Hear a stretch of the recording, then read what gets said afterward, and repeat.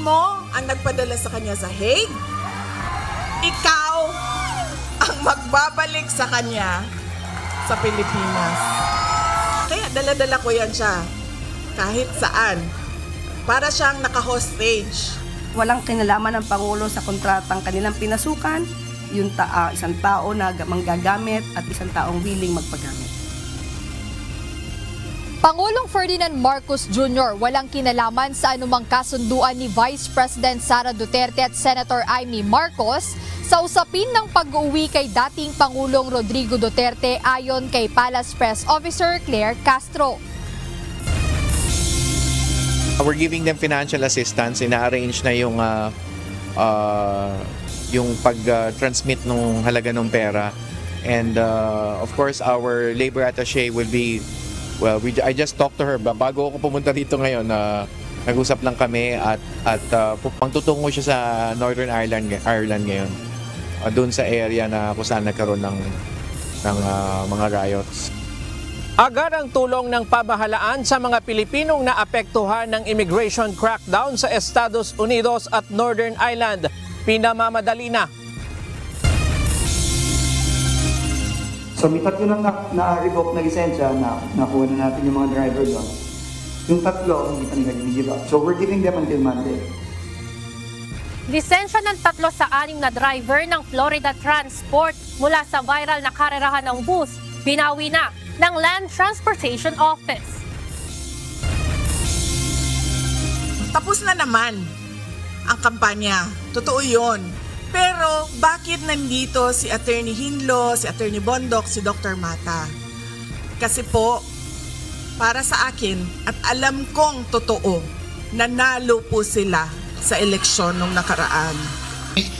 We are in the commission are highly respecting the opinion of our Honorable Vice President.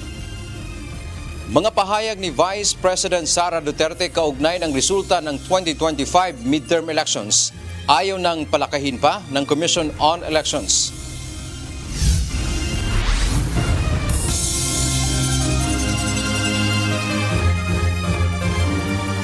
Magandang hapon Pilipinas at sa buong mundo. Tayo po ay sabayang napapakinggan sa Radyo La Verdad 1350 ang UNTV Radio. Una sa ating mga balita. Paberong sinabi kahapon ni Vice President Sara Duterte na hindi niya bibitawan at pakakawalan si Senator Amy Marcos hanggat hindi na ibabalik sa Pilipinas ang amang si dating Pangulong Rodrigo Duterte. Ayon sa pangalawang Pangulo, ito ang dahilan kaya lagi niyang kasama ang presidential sister sa mga lakad. Umiwas din naman na Malacanang sa usaping ito ng ugnayan ng Vice Presidente at Senadora. Ito ang balita ni Jed Neresina. Well, yan po ay kasunduan ng dalawa, ng Vice Presidente at ni Senator Amy Marcos. Ang Pangulo ay hindi at walang partisipasyon sa kanila naging kasunduan. Walang kinalaman si Pangulong Ferdinand Marcos Jr. sa anumang usapan o kasunduan ni na Vice President Sara Duterte at Senator Amy Marcos. Ito ang binigyang diin ng palasyo, kasunod ng pahayag ni VP Sara sa Malaysia na hostage na ang presidential sister. Sa talumpati ng pangalawang Pangulo, sinabi nito na si Senator Amy Marcos ang mag-uuwi kay dating Pangulong Rodrigo Duterte na kasalukuyang nasa International Criminal Court o ICC Detention Facility sa The Hague, Netherlands. Dahil ang kapatid mo ang nagpadala sa kanya sa Hague, ikaw ang magbabalik sa kanya sa Pilipinas. Kaya dala-dala ko yan siya kahit saan. Para siyang naka-hostage. Ngunit paglilinaw ni Palace Press Officer Undersecretary Claire Castro, labas sa anumang usapan at walang anumang partisipasyon si PBBM sa kasunduan ng dalawa. Ito ba yung binanggit niya na hostage niya, yes, si Senator Amy Marcos? Walang kinalaman ng Pangulo sa kontratang kanilang pinasukan, yung isang tao na manggagamit at isang taong willing magpagamit. At ang nais lang po natin sana ay ang Pangulo po kasi ang sinabi niya ay tuloy-tuloy siya sa kanyang pagtatrabaho, focus sa trabaho. Samantala naglabas din ng sariling pahayag si Senator Marcos hinggil sa talumpati ni VP Duterte. Binigyang diin ng mambabatas ang kanyang dedikasyon sa kanyang tungkulin, lalo at marami ang umaasa at inaasahan sa kanya. Aniya gagawin niya ang tama at Diyos na ang bahala. Sa ngayon ay nananatiling nasa ICC detention facility si dating Pangulong Duterte. Ngunit hinihiling ng mga abogado nito sa ICC na palayain siya batay sa humanitarian considerations, dala ng kanyang katandaan. Jed Neresina, UNTV News and Rescue. Diyos ang aming sandigan, serbisyo publiko ang aming pinahahalagahan. Naniniwala ang pamilya ng mga biktima ng war on drugs na kaya ng tulungan ng International Criminal Court si dating Pangulong Rodrigo Duterte. Kasunod ito ng hiling ng kampo ni FPRRD sa ICC na palayain siya batay sa humanitarian considerations, dala ng katandaan. Sinabi ng abogado ng mga biktima na si Attorney Cristina Conti na uunawaan nila ang pangangailangan para magpagamot. Ngunit sa tingin nila ay kaya na ng mga pasilidad ng ICC na mag-asikaso ng medical assistance para sa dating Pangulo. Walang pinatatamaan ang Malacanang sa pahayag tungkol sa mga opisyal ng pamahalaan na nagbabakasyon sa halip na nagtatrabaho. Nilinaw ni Palace Press Officer Undersecretary Claire Castro na ibinahagi lang anya ang nais mangyari ng Pangulo. Git pa nito para sa lahat ang mensahe ni PBBM. May nagbabakasyon po ba? In general po, ang Pangulo po, aksyon, aksyon at aksyon. Hindi bakasyon. Yan po lagi ang ginagawa ng ating Pangulo. Wala po akong partikular. Maliban lamang po kung mayroon po kayong alam na nagbabakasyon ngayon. Revoke o binawi na ng Land Transportation Office ang lisensya ng 3 sa 6 na driver sa viral na karerahan ng mga bus sa social media. Ayon sa Department of Transportation, kung hindi pa ibibigay ng bus company ang iba pang mga pangalan ng mga driver, maaaring makansela na rin ang rehistro ng 6 na bus na sangkot dito. Ito ang balita ni Van Alvarez. So may 3 lang na-revoke na lisensya na nakuha na natin yung mga driver doon. Yung 3, hindi pa nila give up. Tinanggalan na ng lisensya ng Land Transportation Office o LTO ang 3 sa 6 na driver ng GV Florida Bus Transport na nakuna ng video na nagkakarerahan sa bahagi ng National Highway sa Cordon Isabela hanggang Diadi, Nueva Vizcaya, kamakailan. Ito'y matapos hindi sumipot ang unang 3 driver na binigyan ng show cause order ng LTO upang makapagpaliwanag kung bakit hindi sila dapat parusahan. Kaninang umaga, 2 liaison officer lamang mula sa GV Florida Transport ang humarap sa pagdinig. Ayon kay LTO Chief Assistant Secretary Attorney Vigor Mendoza II, lumalalim ang problema dahil hindi nagiging cooperative ang naturang bus company sa isinasagawang investigasyon. Napakasimple lang naman na request natin, no? Tapos kung wala namang kasalanan, madali may paliwanag, no? So, the mere fact that they are not volunteering this evidence, the presumption of law is that the evidence that they have is adverse to them.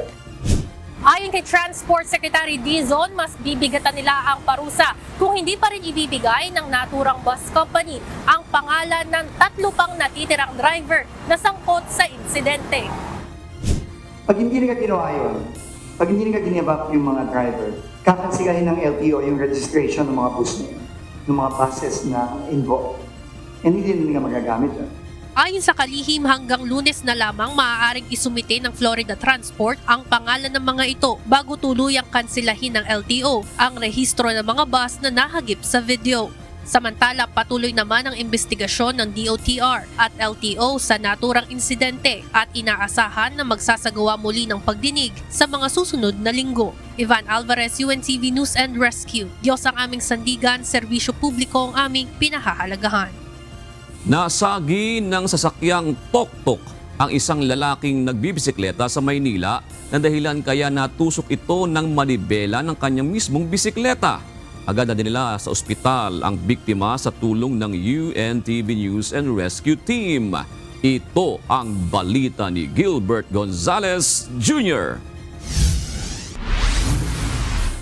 Sa kuha ng CCTV camera, makikita ng masagi ng isang tok-tok motor rider ang isang lalaking nagbibisikleta. Nangyari ito sa Juan Luna Street, corner CM Recto, Manila, pasado alas 7 ng gabi, June 11. Dahil sa nangyari, tumusok ang manibela ng bisikleta sa hita ng biktima. Bukod doon, may isa pang sasakyan na sumunod na sumagi rin sa kanya. Nakita ko yung bisikleta at saka yung motor na yan. Parang ginigit-git ng motor yung bisikleta. Nakita ko bumaliktad. Yung pagkakita kong bumaliktad, may sumigaw na, oy, hintukan mo. Hindi niya inuntuan. Nung motor na tinatawag natin, e-trike.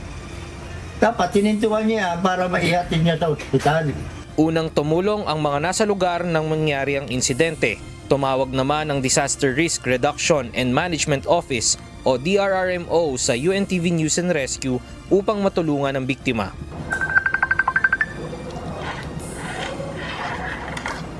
Hello, UNTV News and Rescue. Ano pong emergency? Hello, UNTV. Hingi lang po sana kami ng assistance. Meron pong vehicular accident po. Anong location po? Juan Luna Street, corner CM Recto.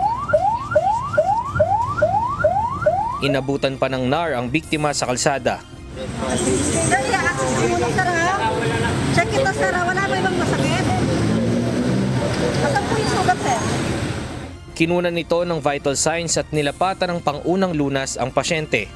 Matapos malapatan ng first aid ay dinala na ang pasyente sa Gat Andres Bonifacio Medical Center. Gilbert Gonzalez Jr., UNTV News and Rescue. Diyos ang aming sandigan, serbisyo publiko ang aming pinahalagahan. Palalakasin ng Philippine National Police ang marksmanship ng mga tauhan at opisyal ng pambansang pulisya. Ayon kay PNP Chief Police General Nicolas Torre III, gagawin na ring requirement sa promosyon at pagkuha ng posisyon sa PNP ang firearm proficiency. Ito ang balita ni Lea Ilagan. I'll be very strict. Merong firearms proficiency standards ang ating DHRDD na nakaset.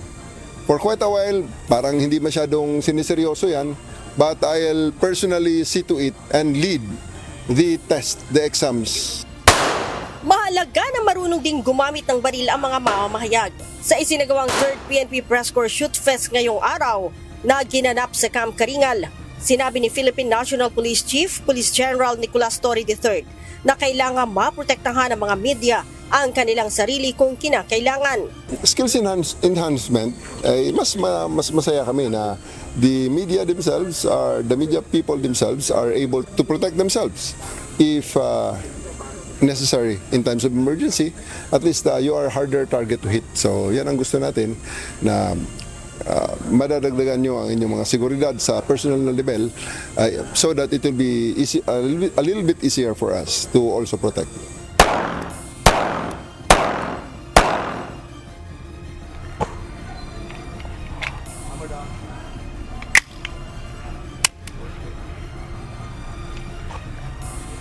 Sa mga pulis, iginiit ni General Torre ang firearms proficiency.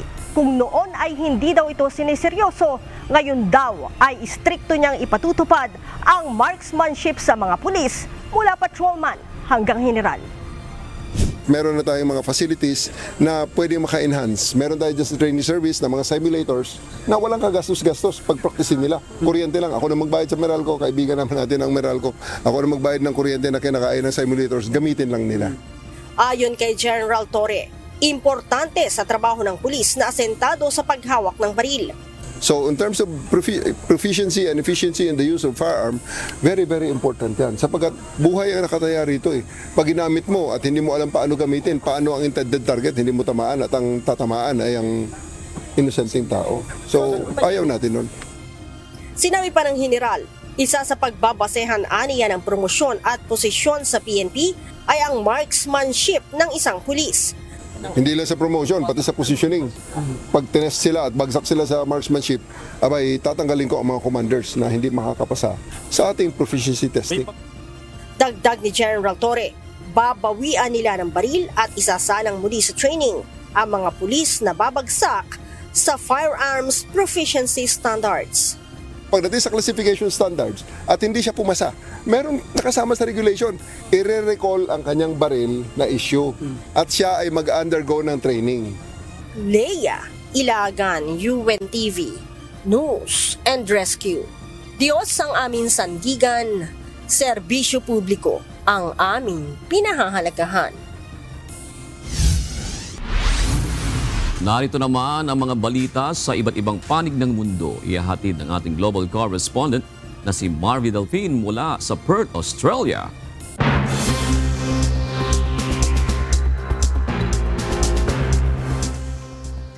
Magandang gabi naman sa inyo dyan sa Pilipinas. Matagumpay na napalutang ng North Korea ang kanilang 5,000 toneladang destroyer na Kangkon matapos ang isang bigong paglulunsad nito noong nakaraang buwan. Pinangunahan ni Kim Jong-un ang seremonya sa Rajan Shipyard. Inanunsyo rin ni Kim na 2 karagdagang destroyer-class warships pa ang ilulunsad ng North Korea sa susunod na taon bilang bahagi ng pagpapalakas ng naval power nito. Pinaghihinalaan ng South Korea na posibleng nakatanggap ang Pyongyang ng tulong mula sa Russia kapalit ng suporta nito sa digmaan sa Ukraine. Mariing itinanggi ng Estados Unidos ang anumang partisipasyon sa isinagawang preemptive strike ng Israel sa mga nuclear site ng Iran na nagdulot ng matinding tensyon sa Middle East. Ayon kay U.S. Secretary of State Marco Rubio, ang pag-atake ay aksyon na mula mismo sa Israel at binigyang diin na hindi dapat gantihan ng Iran ang mga interes o tauhan ng Amerika.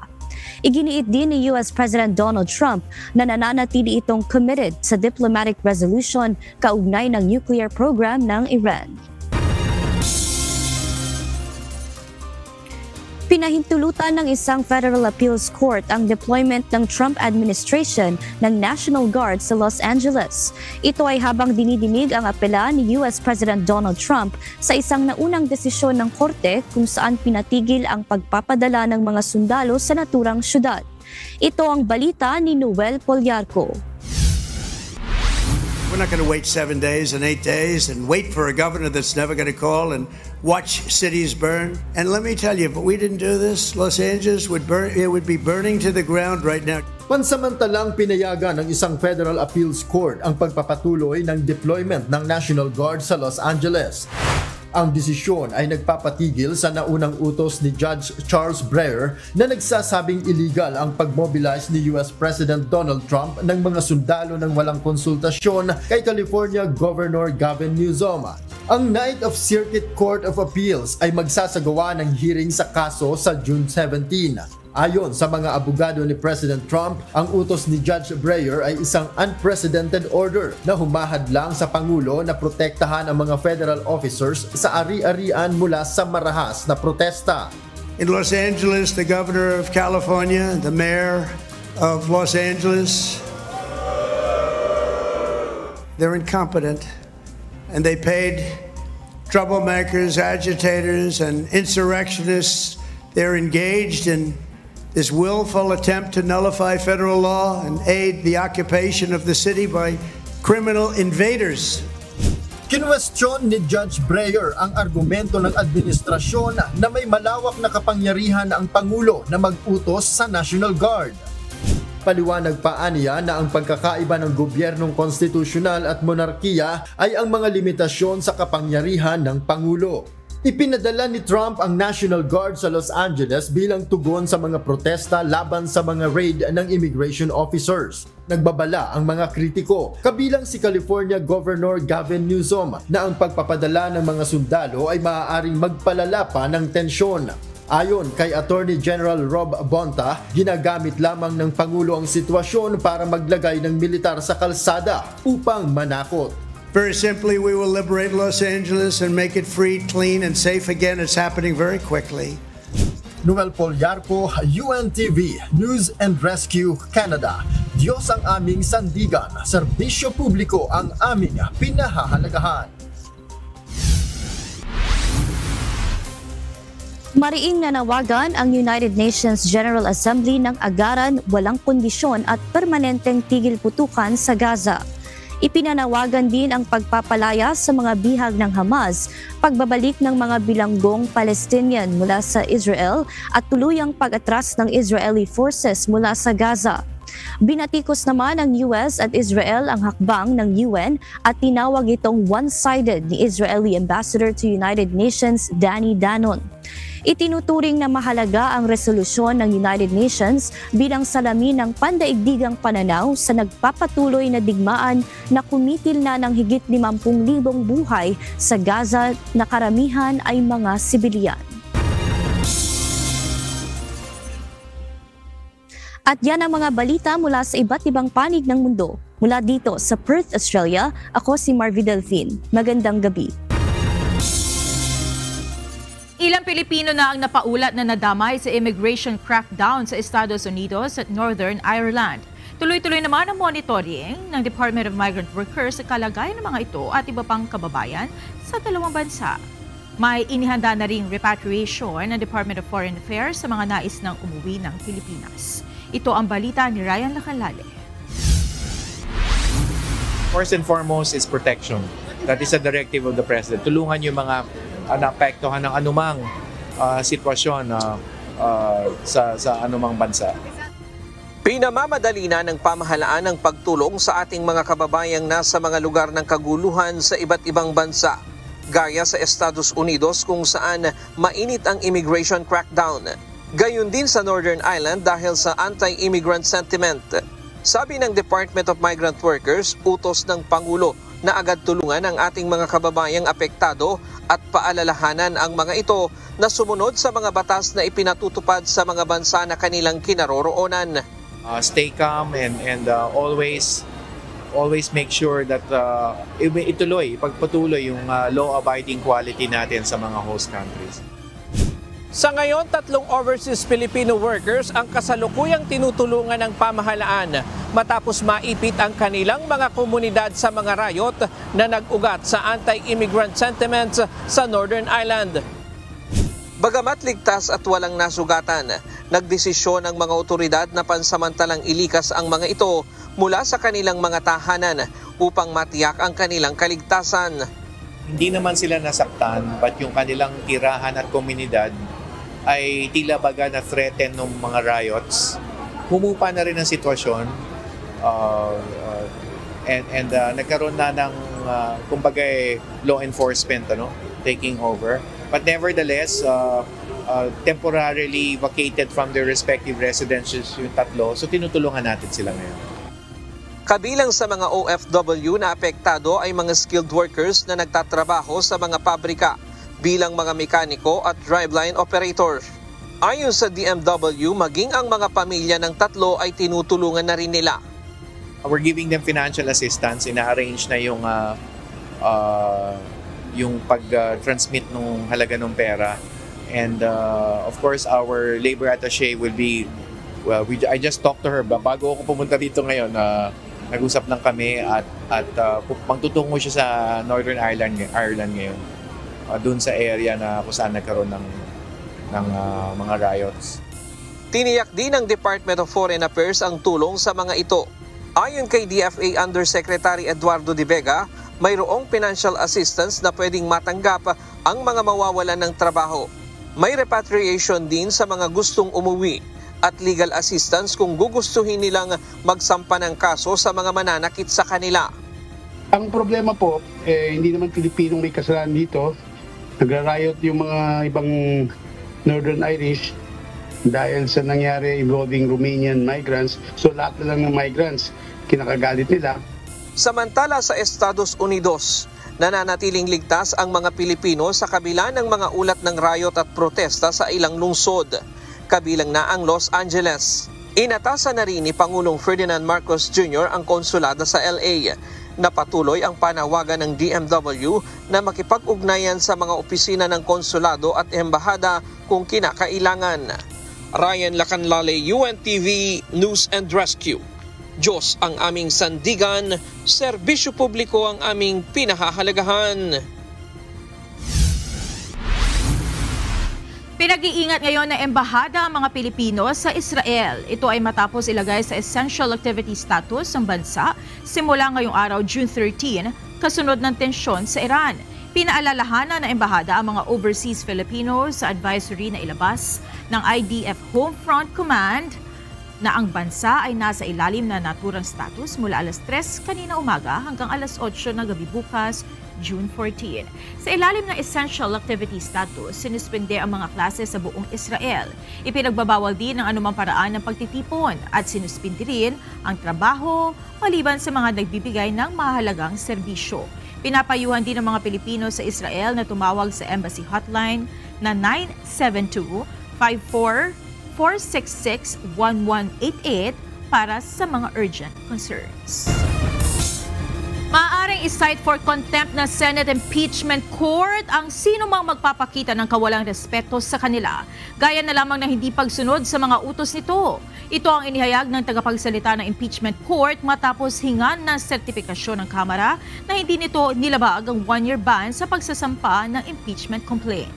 Ito ang balita ni Asher Cadapan Jr. Nakalagay sa Rule 7 ng ating impeachment rules na the presiding officer and the court itself can actually cite anyone in contempt na in disrespect of the court. May kapangyarihan ng impeachment court na maglabas ng contempt order. Ito ang inilahad ni Attorney Reggie Tongol, tagapagsalita ng impeachment court sa paglilitis kay Vice President Sara Duterte. Kaugnay ito ng hinihingi ng impeachment court na sertipikasyon na hindi nilabag ng House of Representatives ang 1-year ban sa pagsasampa ng impeachment complaint. May kinalaman ito sa 3 pang naunang reklamo na inihain sa mababang kapulungan ng Kongreso bago na i-transmit ang pang-4 na complaint laban sa pangalawang Pangulo. Ngunit paglilinaw ni Attorney Tongol, nasa impeachment court pa rin ang desisyon kung maglalabas ito ng contempt order. Tingin din niya, hindi rin basta-basta gagamitin ng impeachment court ang kapangyarihang ito. So it is used by the court sparingly. Hindi siya katulad nung sa legislative na nakikita natin, di ba, na pag hindi sumasagot yung witness, ipapakontempt ka agad. So I think yung mga judges, yung mga ganito, hindi naman, especially dun sa mga lawyers and litigants, hindi kagad-kagad din yung i-resort nilang remedy. Makapagalitan lang minsan, i-reprimand, usually gano'n lang yung ginagawa. Bago ito, ipinagpaliban ng lower house ang pagtanggap sa articles of impeachment na ibinalik ng impeachment court. May mga nais din umanong linawin ng mababang kapulungan sa utos ng Senado. Ayon pa sa Senate Impeachment Court spokesperson, may opsyon ng impeachment court na mag-cite in contempt ng motu proprio o sa sariling kusa ng korte, habang maaari ring magmosyon ng isa sa mga senator judge at mag-convene ng impeachment court upang pag-usapan at pagbotohan ito. Mukhang papatayuin ulit ni presiding officer yung mga senator judges para magdiskusyon. Mukhang gano'n ang policy ng presiding officer natin kasi mas gusto niya, kaya nga ayaw niya nga ng caucus, di ba? Gusto niyang doon ilatag lahat ng mga senator judges and let the public judge the impeachment court and the senator judges based on what they heard during the deliberations kapag umabot na tayo sa puntong yun. Kinumpirma naman ng tagapagsalita ng impeachment court na hanggang ngayong araw ay wala pa rin silang natatanggap na formal na tugon mula sa Kamara kaugnay sa utos ng impeachment court. Wala pang bagong pahayag ang Kamara sa usaping ito. Ngunit una nang sinabi ni House Speaker Martin Romualdez na nakababahala ang ginawang ito ng impeachment court. Asher Cadapan Jr., UNTV News and Rescue. Diyos ang aming sandigan, serbisyo publiko ang aming pinahalagahan. Nanawagan ng neutrality sa House Prosecution Member Manila Representative Joel Chua sa ilang senador. Kasunod ito ng pagsama ni Senator Amy Marcos at Robin Hood Padilla kay Vice President Sara Duterte sa Malaysia. Sa isang panayam, sinabi ni Congressman Chua na nakalulungkot isipin na hayagang nasa kabilang panig ang mga senator judge na ito. Si VP Sara ay nasa Malaysia para sa Independence Day commemoration kahapon. Itinanggi ni Attorney Harry Roque na na-reject ang kanyang asylum request sa The Hague, Netherlands. Sa kanyang social media post, Sinabi nito na sa ngayon ay hindi pa tapos ang proseso ng kanyang hiling. Wala rin umanong may ibang access sa proseso liban sa kanya at Dutch government. Maigpit din anya na ipinatutupad ang confidentiality sa usaping ito. Hindi rin totoo na ipinasa na sa Germany ang kanyang kaso. Iimbestigahan ng Land Transportation Office o LTO ang umano'y paggamit ng taser sa isang person with disability na pinagbubugbog sa loob ng bus. Makikipag-ugnayan ng ahensya sa Philippine National Police upang matukoy ang mga nanakit sa biktima. Ito ang balita ni JP Nunez. Ay, patulong!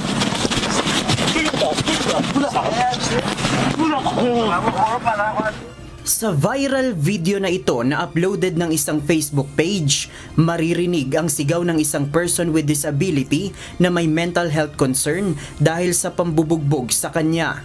Ngunit kasabay ng kanyang sigaw, maririnig din ang tunog ng kuryente na pinaghihinala ang taser kaya lalo pang lumakas ang sigaw ng biktima. Makikita rin sa video ang kislap na nagmumula sa pinaghihinala ang taser. Ayon sa Land Transportation Office o LTO, iimbestigahan nila kung talagang ginamitan ng taser ang biktima. Batay sa impormasyon na nakuha ng LTO sa driver at konduktor ng bus sa video, iniulat ng mga ito na meron umanong gamit na taser ang mga nambugbog.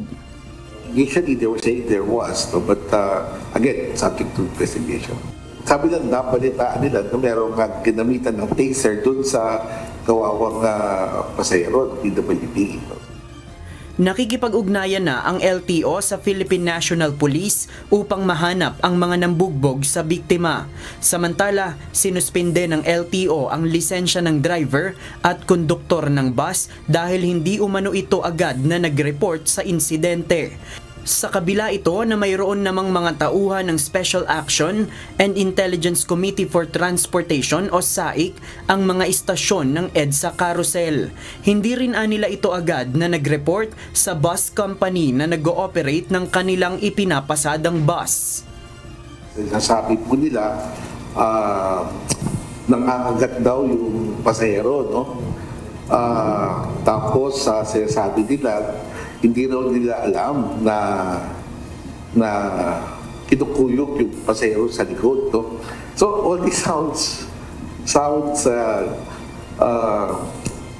hard to believe. Kung ikaw ay isang kumpanya na pinayagang pagkakitaan ang pagdadala ng mga pasahero sa kanilang patutunguhan, responsibilidad niyo mga kababayan natin. They have to be safe. This was a crime is being committed. This was a crime. Binugbog, kinuyo. Yung isang kababayan natin na may kapansanan sa loob ng isang bus. Krimen yan. May pagkukulang dyan yung konduktor at driver. Sa inisyal na investigasyon ng LTO, sumakay sa GMA Kamuning Station ang PWD. Patungo naman sa Buendia ang bus. Iniimbestigahan kung kailan ito eksaktong nangyari. Pero batay sa inisyal na impormasyon ay noong June 9 ng umaga. Sa Lunes, June 16, nakatakda ang pagdinig ng LTO sa nangyaring insidente. JP Nunez, UNTV, News and Rescue.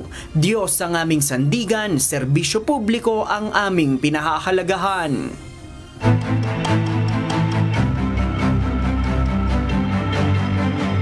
Dumagsa sa mga Animal Bite Treatment Center ang mga magpapabakuna ng anti-rabies sa Cagayan.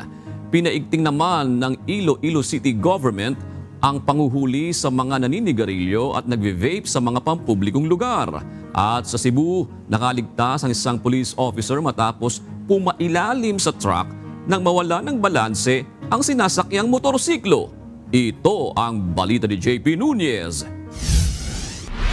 Sa Cagayan, dumagsa ang mga magpapabakuna ng anti-rabies sa Animal Bite Treatment Center dahil sa kagat at kalmot ng aso't pusa.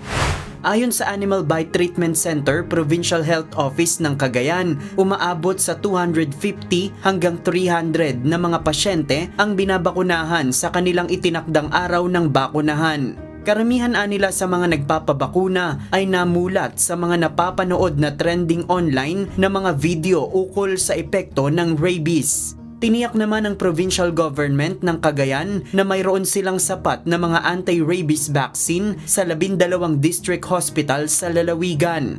Paalala ng Provincial Health Office sa publiko na kapag nakagat ng aso o pusa ay agad na magpabakuna. Mas mainam rin kung itatali ang kanilang mga alagang hayop at ito'y pababakunahan upang maiwasan ang pagdami ng mga biktima ng rabies. Sa Iloilo City, pinaigting ng Anti-Smoking Task Force ng lungsod ang panghuhuli sa mga naninigarilyo at nagbe-vape sa mga pampublikong lugar. Alinsunod ito sa pagpapatupad ng No Smoking and Vaping Policy. Patuloy na minomonitor ng pamahalaang lungsod ang implementasyon ng Comprehensive Anti-Smoking Ordinance. Sa ilalim nito, bawal din ang pag-a-advertise ng mga sigarilyo, promotion nito at sponsorships. Sa ilalim ng Republic Act 11900 o ang Vaporized Nicotine and Non-Nicotine Products Regulation Act, ipinagbabawal ang paninigarilyo at pagbe-vape sa mga pampublikong lugar. At sa Cebu, pumailalim sa truck ang isang police officer na patungo na sana sa kanyang duty kagabi. Ayon sa report ng Talisay City Traffic Operations and Development Authority, nangyari ang insidente sa South Coastal Road, Barangay Tangke, malapit sa boundary ng Talisay at Cebu City. Iniwasan nito ang isang maliit na sanga ng puno na naging dahilan ng pagkawala ng balanse ng sinasakyang motorsiklo hanggang sa madaanan ng truck. Maswerte namang hindi siya nagulungan ng truck. Nagtamo ng mga pasa ang biktima at agad namang dinala sa pagamutan habang ang driver ng truck ay nasa kustodiya ng Traffic Division. JP Nunez, UNTV, News and Rescue. Diyos ang aming sandigan, serbisyo publiko ang aming pinahahalagahan.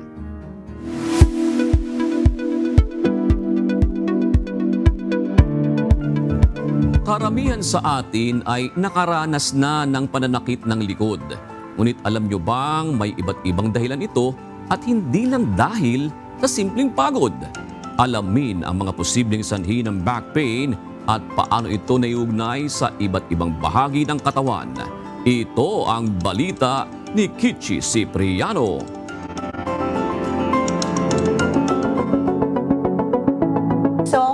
In general, pain is an unpleasant sensation or feeling, no? It's a discomfort, right? And it may be caused by an actual tissue damage or a potential tissue damage. Ang pananakit ng katawan, partikular ang likod, ay isa sa mga pinakakaraniwang reklamo ng marami sa atin, lalo na kung ang uri ng hanap buhay ay palaging nakaupo.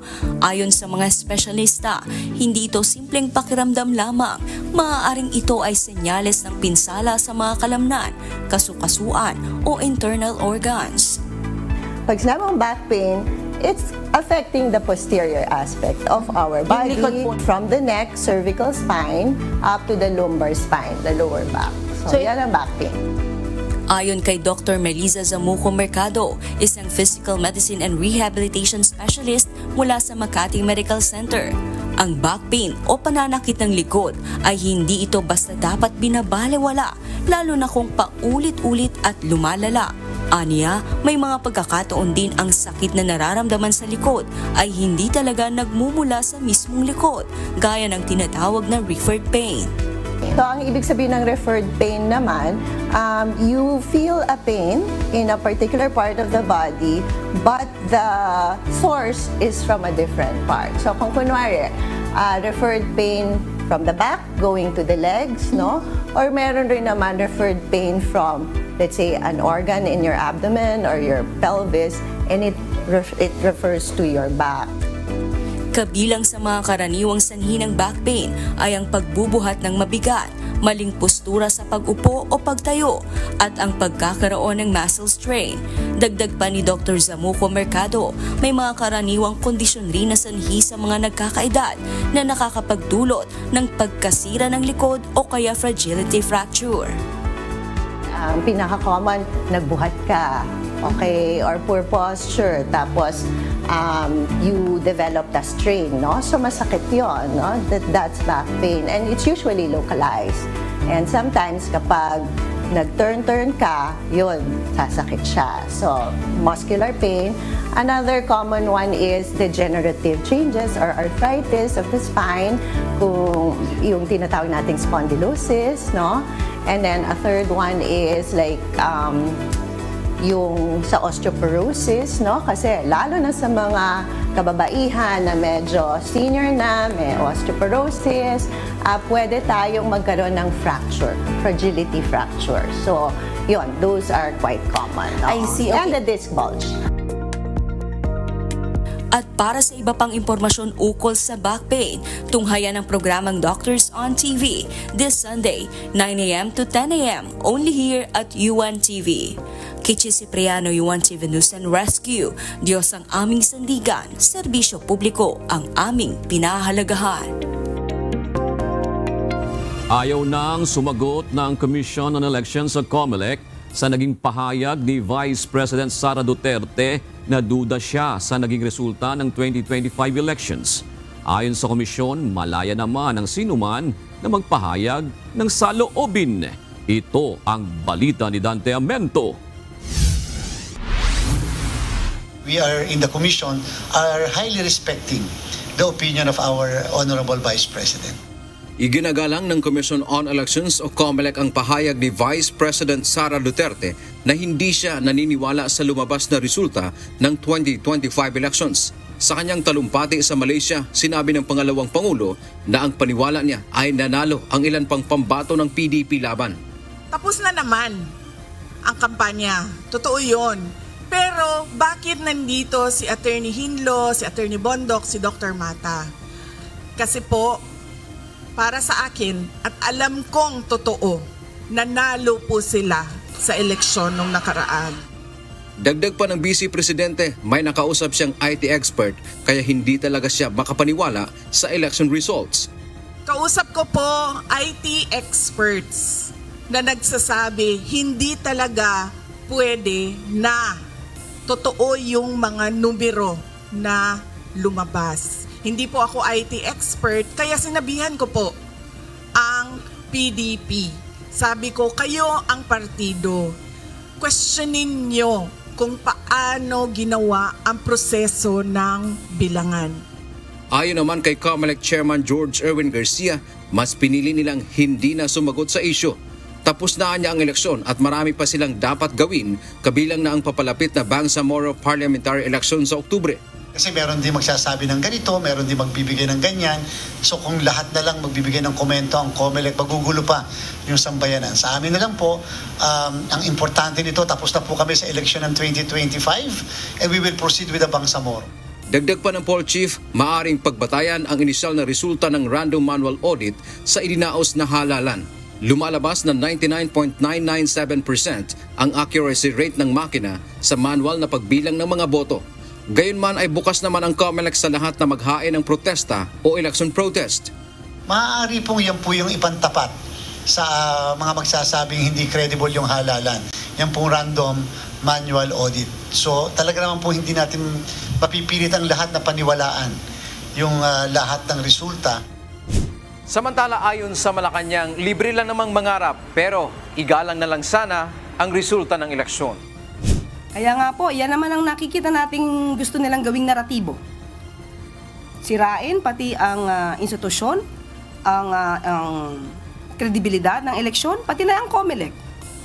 Yan ang talagang ninanais nila.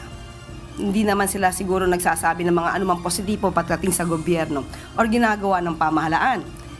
Sabi nga natin, mas maganda sana magtrabaho kaysa magbakasyon. Dante Amento, UNTV, News and Rescue. Diyos ang aming sandigan, serbisyo publiko ang aming pinahahalagahan.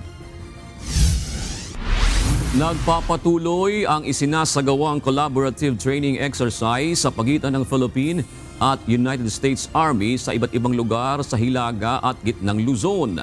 Layunin ng pagsasanay na palakasin ang kakayahan ng sandatahang lakas ng Pilipinas sa pamamagitan nito. Ito ang balita ni Danny Munar. We are committed to keep on doing these exercises, and all of this is also for the benefit of our Filipino people. Nasa phase 2 na ngayon ang ginagawang Salaknib Balikatan Exercise 2025 o Sabak 2025. Dito nakatuon ang pagsasanay sa pagsasagawa ng large-scale field training exercise, combined arms live-fire drills, joint maneuver operation sa lupa, himpapawid at dagat kasama ang Humanitarian Civil Assistance Project. Sa isinagawang Joint Pacific Multinational Readiness Exportable Press Conference sa Fort Ramon Magsaysay sa Nueva Ecija netong Biyernes, June 13. Inihayag ni Brigadier General Michael Logico ng Philippine Army, ang Exercise Director ng Sabak 2025, na nasa 90% na ang kasanayan ng mga sundalo sa Territorial Defense Operation at patuloy silang nagsasanay sa tactical at operational level. Ang collaborative exercise na ito sa pagitan ng sundalong Pilipino at Amerikano na sinimulan itong buwan ng Marso na isinasagawa sa iba't ibang lugar sa Hilaga at Gitnang Luzon na inaasahang magtatapos sa buwan ng Hulyo. Tiniyak ng Exercise Director General sa US at Philippine Army na nakahanda ng mag-conduct ng operasyon ang mga sundalo para protektahan ang mga Pilipino. The exercises is in a way training us to get that comprehensive competency and capability to perform our mandate. So all of this is really designed to improve our competency.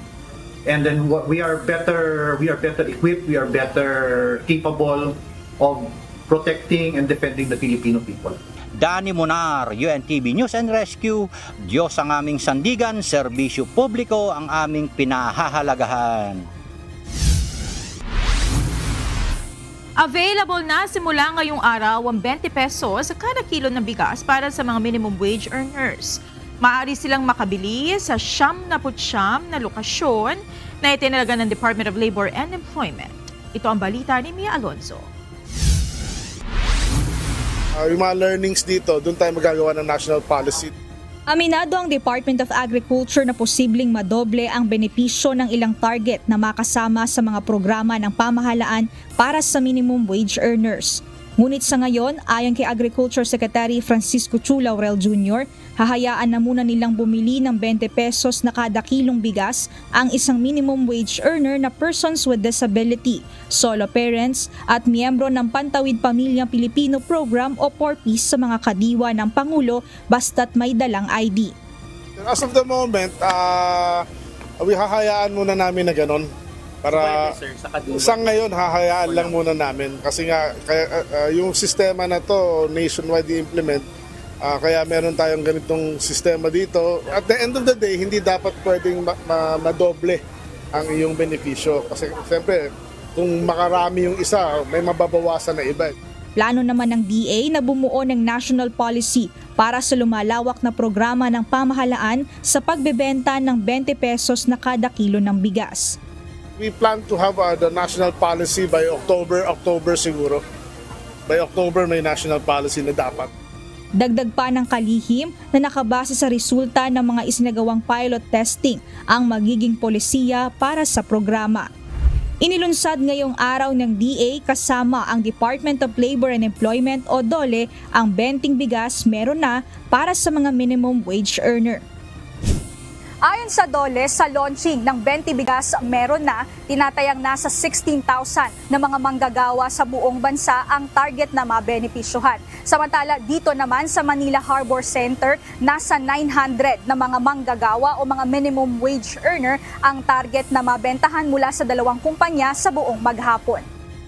Kasama sa nakabili ngayon ng 20 pesos sa kada kilo ng bigas ay si Mang Renato. Malaking bagay na rin yun kasi bibili ka ng 1 kilo, may 60 sa pantalan pwede, 3 kilo kumaparte yan. 60 pesos, 1 kilo lang yun, bali aros 2 saingan lang yun. Dagdag pa ni Mang Renato, sa kagaya niya na malapit ng magretiro at mag-senior citizen, malaki ang magagawa ng programa na ito sa kanyang pamilya. Samantala, kabilang sa 99 na establishments at companies kung saan nilaunch ang naturang programa ay ang Baguio City Ecozone Luacan, Aureo Hotel San Fernando City La Union, Super Philippines Incorporated Angeles Industrial Park Bacolor, Pampanga, NCCC Mall Puerto Princesa, 4th floor ng Activity Center LCC Mall Legazpi, NFA Iloilo, Barangay Quintin Salas, Iloilo, LLCI Gymnasium, Barangay Libertad, Isabel Leyte at iba pa. Sa bahagi po ng Department of Labor and Employment, ina-identify po namin nasaan sila at sino-sino sila. Nasaan silang mga kumpanya. Yung kooperasyon ng mga manggagawa at ng mga establishment, ng mga namumuhunan para po maging sustainable yung mga ganito pong initiative po natin. Mia Alonso, U1TV News and Rescue. Diyos ang aming sandigan, serbisyo publiko ang aming pinahahalagahan.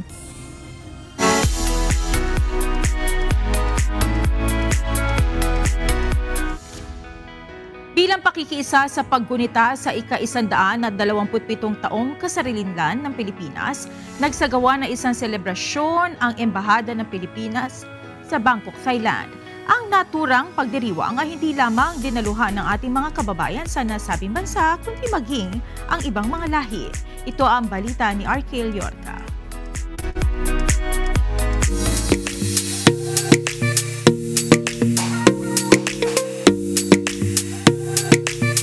I've always thought that Filipino people are some of the most friendly in the world. Oh, wow. And it's a real pleasure to meet a lot of your... Malayo man sa bansang sinilangan, hindi pa uhuli ang mga kababayan nating Pilipino dito sa Thailand sa paggunita ng ika-127 taong kasarilan ng Pilipinas sa pangunguna ng Embahada ng Pilipinas. Idinaos ang makabuluhang pagdiriwang sa Siam Kempinski Hotel, Bangkok kahapon, June 12 na may temang kalayaan, kinabukasan, kasaysayan. Tampok sa selebrasyon ang mga ipinagmamalaking talento ng mga Pinoy mula sa larangan ng sining, musika at sayaw. I'm very proud and at the same time super privileged. I feel super privileged na kinuha ako for this occasion. Proud to be na Filipino. So ito kasing art exhibit nito is from Art Show Philippines. So we are gathered artists all over the Philippines. Then pag nakita nyo siya, different styles. So nakakatuwa ipakita yung kultura ng Pilipino. Nakiisa rin sa pagdiriwang ang ilang malalaking personalidad at diplomats ng iba't ibang bansa. Kasama na dito si Vice Minister for Foreign Affairs ng Thailand na si Dr. Laliwan Karnchanachari. Samantala, laking tuwa naman ni Ambassador to Thailand Millicent Cruz Paredes sa naging masayang selebrasyon ngayong taon. Very happy with the turnout tonight. You've seen it, full packed. The hall was full packed. We had great entertainment. We had great singing and dancing by our Filipino talents. Both flew in from the Philippines and both based here in Thailand. Ayon sa opisyal, maliban sa paggunita ng kalayaan, layon din ng naturang selebrasyon na maiparanas ang saya at yaman ng kulturang Pinoy sa ibang lahi. Ito ay dinadala natin sila sa experience ng Pilipinas. Hindi nila kailangan pumunta sa Pilipinas para ma-experience ang Pilipinas. Kailangan lang nila mag-attend ng National Day ng Pilipinas para nila maramdaman. Sa mga ganitong pagtitipon, napapatunayan ang kahanga-hangang pagiging makabayan ng mga Pilipino na naipapakita saan mang panig ng mundo. RK Liorca, UNTV News and Rescue, Thailand. Diyos ang aming sandigan, serbisyo publiko ang aming pinahahalagahan.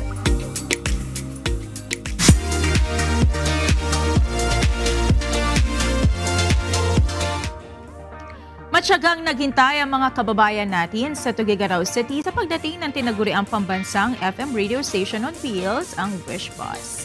Kakaibang experience din ang naranasan ng ilang local artists na sa unang pagkakataon ay nag-perform ng live sa iconic Wish Bus. Kabilang sa mga nag-perform sina Kana, Daniela Razote, Northern Ruth at Ruth Lee Resuelo. Ang pagbisita ng Wish Bus sa naturang probinsya ay bahagi ng partnership ng Wish 1075 at ng SM para maabot ang ating mga kababayan sa iba't ibang probinsya. Gayon din na mabigyan ng pagkakataon ng ilang talented local artists na maipamalas ang kanilang talento at musika.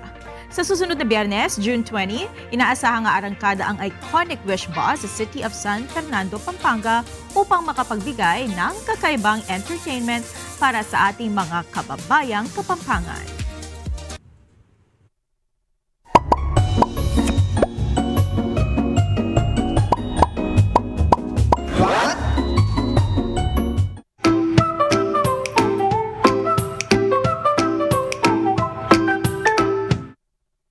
Nahirapan po ba kayo makatulog? Meron po sinasabi ang mga eksperto na kung gagawin natin, mas mabilis tayo makakatulog. Ano po kaya yan? Alamin po natin.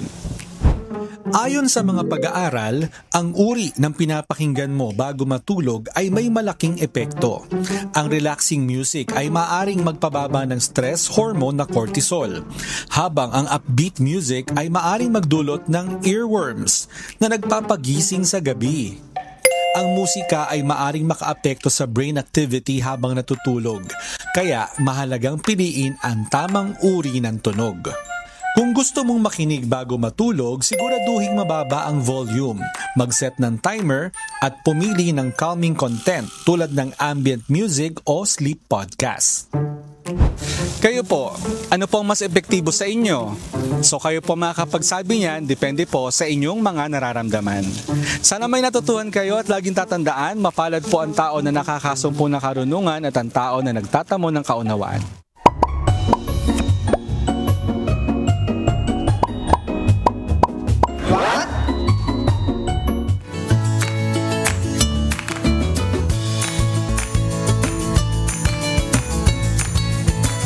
Ito na po ang ating makausi ngayong araw po ng Biyernes. Salamat po at shout out kina Romeo Estepa, Jay De La Torre at Alan Labrador. Maraming salamat din kay Artemio Javier, Jonathan Rementilla at Pabs Resaba. Mga kasambahay, kung may mga istorya po kayong nais balikan sa Ito Ang Balita, pwede niyo po ito muling mapanood sa aming mga official social media account. Magtungo lamang po sa UNTV News and Rescue YouTube channel at i-click ang subscribe button. Gayun din sa aming Facebook, Instagram, X at TikTok accounts. Mapapanood nyo rin po rito ang iba pang news programs ng UNTV, pati na ang iba pang video ng nag-iisang public service channel. Kaya subscribe, like, and share. Narito naman ang salita ng Diyos na ating sandigan mula sa aklat ng unang Timoteo 2:1-3 na nagsasabi, una-una nga sa lahat ng mga bagay ay iniaaral ko na manaing, manalangin, mamagitan, at magpasalamat na patungkol sa lahat ng mga tao. Ito'y mabuti at nakalulugod sa paningin ng Diyos na ating tagapagligtas.